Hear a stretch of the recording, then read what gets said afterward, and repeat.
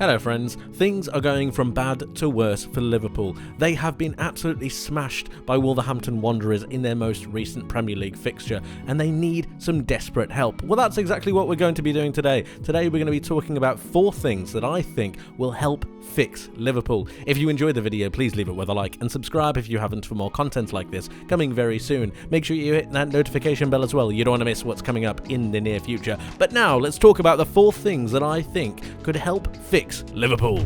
Up first is the priority that I think Liverpool should really be focusing on, and that is to defend first. They need to make sure that they're not conceding any more goals. They're conceding far too many, and it's really hampering their progress. Not only is it hampering their progress, but it's also diminishing their mental capacity to be able to go back the other way. It's hurting them to really keep conceding over and over again, especially in the manner that they are playing. They're scared to make any mistakes, and in doing so, they are making mistakes. So before they can even think about going forwards and progressing the ball up the pitch, they need to stop the ball going into their own net. They need to do it fast, and they need to do it with a serenity and a security that allows them to create a basis for them to go forwards. Everyone knows how Liverpool play and the system that they set up in. The problem is that I don't think Liverpool know that anymore. I don't think it works for them, and I think they're just persisting with it because it's something of comfort. You need to change that, and I've gone with a 4-2-3-1. I think this is going to seriously help out their midfield, bulk it out a little bit, and make them that little bit more defensively strong. We have Henderson and Bajcetic as the 2 main central midfielders.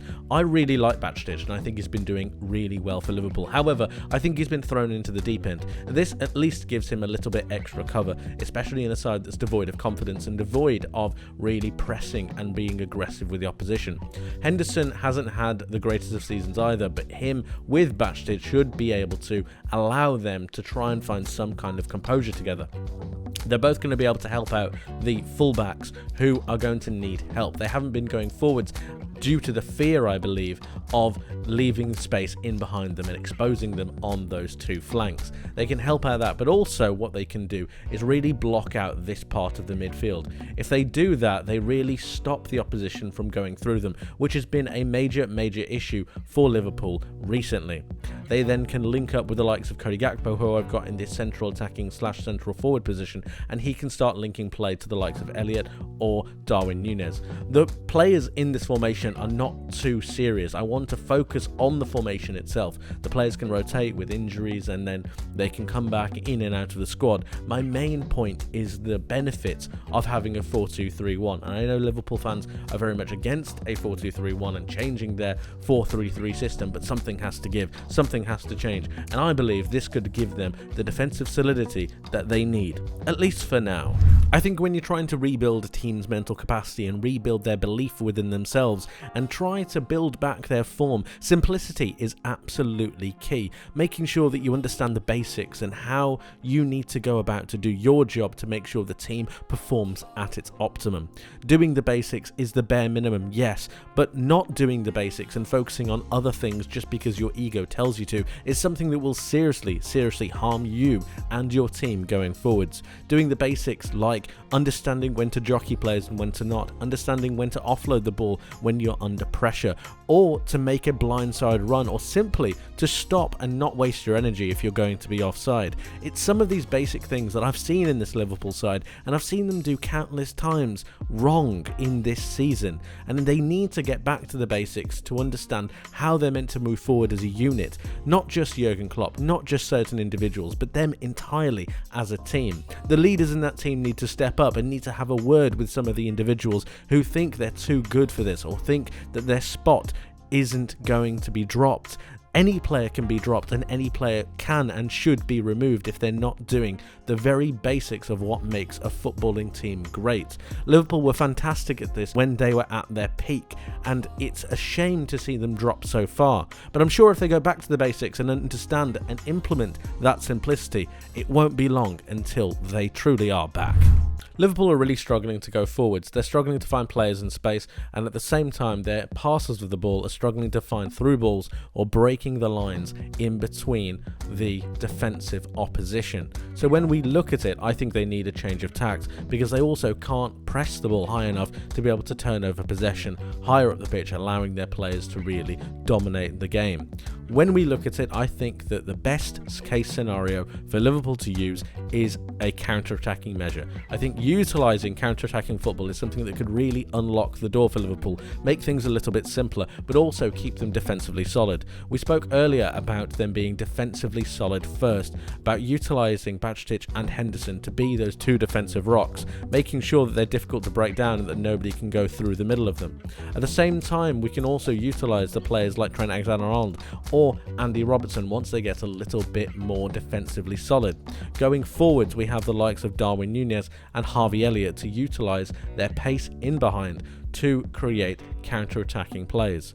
Obviously, the personnel could change, but these are just the players that I have on the pitch at the current point in time. Mo Salah can utilise his pace to really run in behind, spin behind centre-backs, spin behind defenders when they start to play a higher line. And they will start to play a higher line because they'll be more confident at playing against Liverpool. They'll start pushing further and further up the pitch, which will give Liverpool so much more space in behind to really work with. If we think about the space that Liverpool could really occupy if they allowed teams onto them, it would be a very, very fortuitous thing indeed. Going backwards, it's going to be a little bit of a risk, of course. You're inviting pressure and you're inviting your opponents onto you. However, the rewards I think they can get through Elliott being able to really spin in behind, through Nunez really making those runs. If you think about the better chances that Liverpool have been able to create with Nunez in the side, it's about him breaking the lines, trying to play that offside trap and spin in behind, giving him space to run in. He needs to open his legs and drive wide and allow him to come inside to be able to move into the area. If he does this and Elliott does this through a counter-attacking measure with the pace of Mo Salah and the link play of Cody Gakpo, I really do think that Liverpool would be able to be an attacking threat once more. The problem is that teams aren't scared of them, so utilising that pace in behind is something that I think Liverpool could really go for.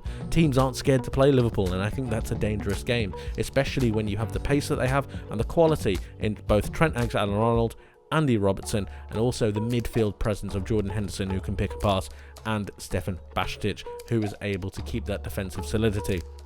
Let's not forget that Virgil van Dijk could come into the side as well in place of Joe Gomez, who is also able to play those raking passes over to the channels. And then you have Alexander-Arnold, who's also able to play the same pass cross-field to the other side of the pitch.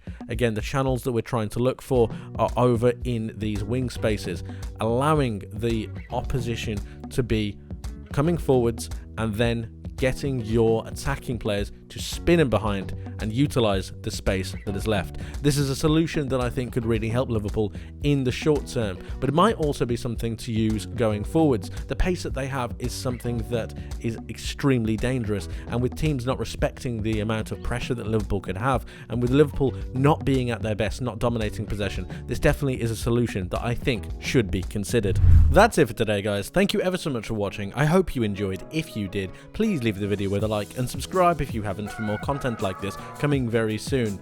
Make sure you hit that notification bell as well. You don't want to miss what's coming up in the near future, and let me know your thoughts on Liverpool and how you would fix them going forward. What would you change? What would you alter? How do you think Jurgen Klopp turns it around? Let me know your thoughts in the comment section below. But like I said, that's it from me for today. Thank you ever so much for watching. I hope you have a wonderful rest of your day. I hope you have a wonderful rest of your week, and I hope to see you in the next one. But until then, my friends, take care of yourselves and bye-bye.